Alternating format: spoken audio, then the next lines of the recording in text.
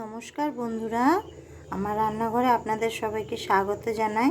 আমি জানি আপনারা সবাই হয়তো একটু রাগ করে আছেন, আমি কয়েকদিন ভিডিও ছাড়তে পারিনি, বেশ কয়েকদিন। তো তার জন্য আমি আপনাদের কাছে ক্ষমা চেয়ে নিচ্ছি। তো আমি আজকে ডিম কষা বানাবো, তার জন্য আমি এই যে 5 টুকরো ডিম সিদ্ধ করে আর একটা ছুরি দিয়ে এই যে একটু চিড়ে চিড়ে নিয়েছি। প্রত্যেকটা ডিমের মধ্যে 2-3 ফালি করে চিড়ে চিড়ে নিয়েছি এই যে। আর এখানে আমি গোটা গরম মশলা নিয়ে নিয়েছি। এখানে আছে মৌরি, গোটা ধনে, আর আছে গোটা জিরে, এটা হচ্ছে কি বলে এটাকে মনে আসছে না, যাই হোক একটা শুকনো লঙ্কা আর গোটা গরম মশলা। এগুলোকে আমি শুকনো কড়াইতে দিয়ে দেবো, দিয়ে একটুখানি এগুলোকে একটু আমি ভেজে নেব। এই ভাজা মশলাটাই আমাদের আজকে তরকারিতে লাগবে বন্ধুরা। তো বন্ধুরা আমার গোটা মশলা ভাজা হয়ে গেছে, আমি এটা নামিয়ে নেব। তো বন্ধুরা এই যে আমি গোটা মশলাটা নামিয়ে নিয়েছি, এটা একটু ঠান্ডা হয়ে গেলে তারপর আমি এটা বেটে নেব এই গুঁড়োটাই। তো বন্ধুরা আমি আবার কড়াই গরম করতে বসিয়ে দিয়েছিলাম, কড়াই গরম হয়ে গেছে। আমি আবার কড়াইতে তেল দিয়ে দিচ্ছি, তেলে হলুদ দিয়ে দিলাম আর একটুখানি নুন দিলাম। আমি ডিমগুলো এবার একটা একটা করে দিয়ে দেব। ডিমগুলো আমি একটু এখন লাল লাল করে একটু ভেজে নেব।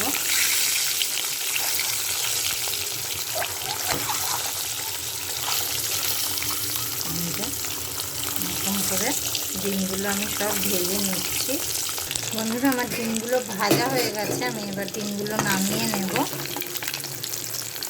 বন্ধুরা এই তেলেই আমি দিয়ে দিচ্ছি গোটা জিরে, একটা তেজপাতা, গোটা গরম মশলা।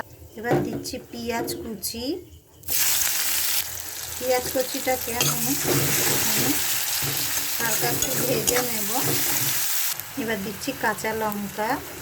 বন্ধুরা আমার পেঁয়াজ ভাজা হয়ে গেছে, এবার এখানে আমি আদা আর রসুন বেটে রেখেছিলাম দিয়ে দিলাম, এটাকে একটু ভেজে নেব। এবার আমি এখানে টমেটো কুচি করে রেখেছিলাম দিয়ে দিলাম, টমেটোটাকেও একটু ভেজে নেব। দিচ্ছি নুন, হলুদ, লঙ্কার গুঁড়ো, জিরের গুঁড়ো আর ধনিয়ার গুঁড়ো, এগুলোকে একসাথে একটু মিশিয়ে নিচ্ছি। মশলাটাকে একটুখানি ভেজে নেব আমি, মশলাটা যাতে পুড়ে না যায় একটুখানি জল দিয়ে দিলাম।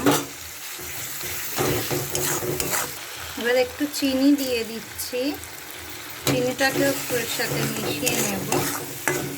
বন্ধুরা আমার মশলা কষানো হয়ে গেছে, এবার আমি জল দিয়ে দিলাম।